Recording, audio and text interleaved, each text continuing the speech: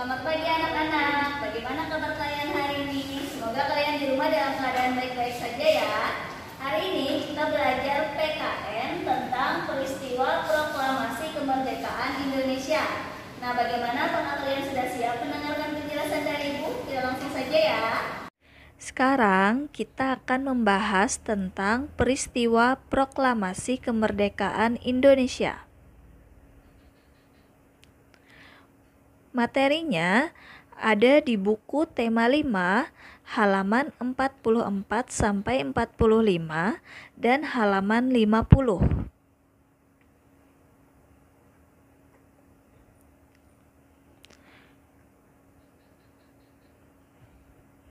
Peristiwa proklamasi kemerdekaan Indonesia. Berita kekalahan Jepang didengar oleh para pemuda yang bekerja pada kantor berita Domei. Salah satunya Sultan Syahrir. Pada tanggal 15 Agustus 1945, Sultan Syahrir mendesak Insinyur Soekarno dan Mohatta untuk segera memproklamasikan kemerdekaan Indonesia tanpa menunggu janji dari Jepang. Insinyur Soekarno dan Mohatta tidak mau memproklamasikan karena mereka berdua ingin mengecek terlebih dahulu tentang kebenaran berita tersebut. Sikap Insinyur Soekarno dan Mohatta ini tidak disetujui oleh golongan pemuda.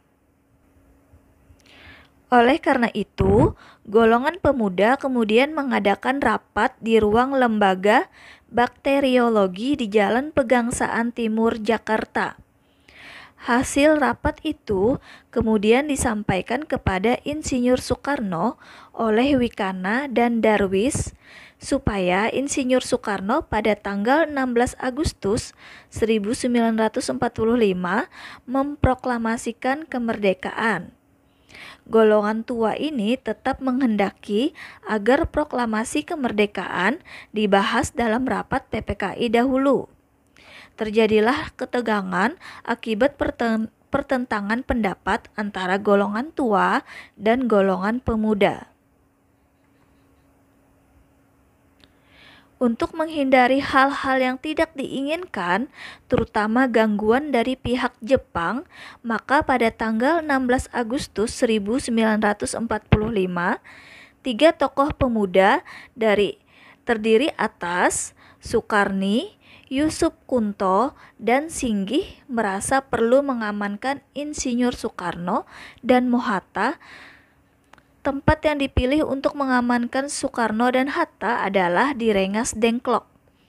Pada hari yang sama, Ahmad Subarjo memberi jaminan bahwa proklamasi akan dilaksanakan esok hari.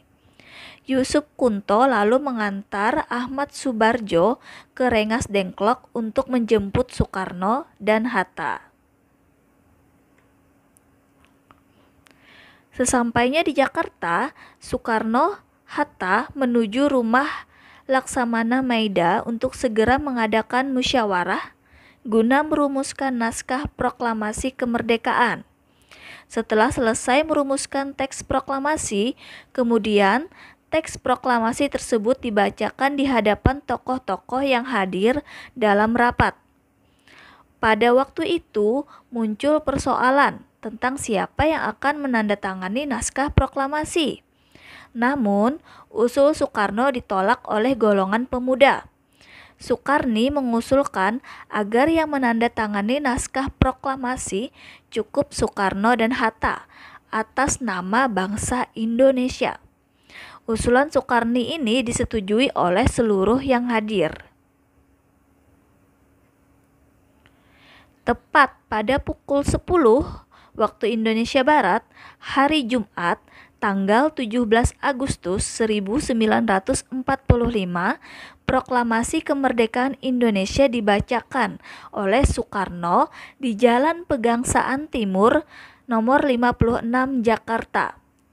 Pembacaan proklamasi tersebut menjadi bukti bangsa Indonesia sudah merdeka dan lepas dari belenggu penjajahan. Berkat jasa dan perannya dalam memproklamasikan kemerdekaan Indonesia, Soekarno dan Mohatta dikenal sebagai Bapak Proklamator Indonesia. Berikut bunyi proklamasi kemerdekaan Indonesia. Gambar yang pertama ini merupakan teks yang ditulis oleh Soekarno dan Hatta. Ini masih dalam bentuk tulisan ya, tulisan tangan yang asli. Kemudian di gambar yang sebelahnya ini sudah diketik oleh Seyuti Malik yang isinya adalah kami, bangsa Indonesia, dengan ini menyatakan kemerdekaan Indonesia. Hal-hal yang mengenai pemindahan kekuasaan dan lain-lain diselenggarakan dengan cara seksama dan dalam tempo yang sesingkat-singkatnya. Jakarta, hari 17 bulan 8 tahun 45. Atas nama bangsa Indonesia, Soekarno-Hatta.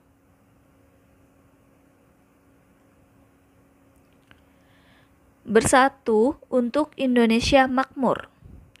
Bangsa Indonesia dikenal sebagai bangsa yang subur dan makmur.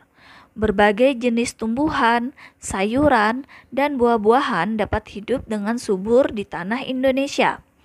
Selain kekayaan alam tersebut, bangsa Indonesia juga memiliki keindahan pemandangan alam, baik di daratan maupun lautan yang terbentang dari Pulau Sabang sampai Merauke. Seluruh kekayaan alam digunakan sebaik-baiknya untuk kemakmuran rakyat Indonesia, seperti amanat dalam pasal 33 ayat 3 Undang-Undang Dasar Negara Republik Indonesia tahun 1945 yang berbunyi, bumi, air, dan kekayaan alam yang terkandung di dalamnya dikuasai oleh negara dan dipergunakan untuk sebesar-besarnya kemakmuran rakyat.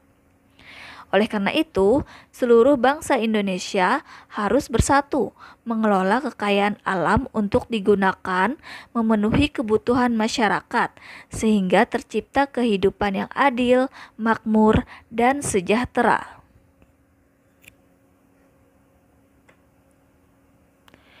Nah, tugas kalian hari ini, buka LKS tema 5, halaman 45 sampai 46. Mari berlatih nomor 1 sampai 5. Nah, tulis soalnya dan kerjakan di buku PR tematik ya. Nah, bagaimana anak-anak? Apakah kalian sudah memahami penjelasan Ibu hari ini? Semoga kalian bisa mengerjakan tugas-tugas dari Ibu dengan mudah ya.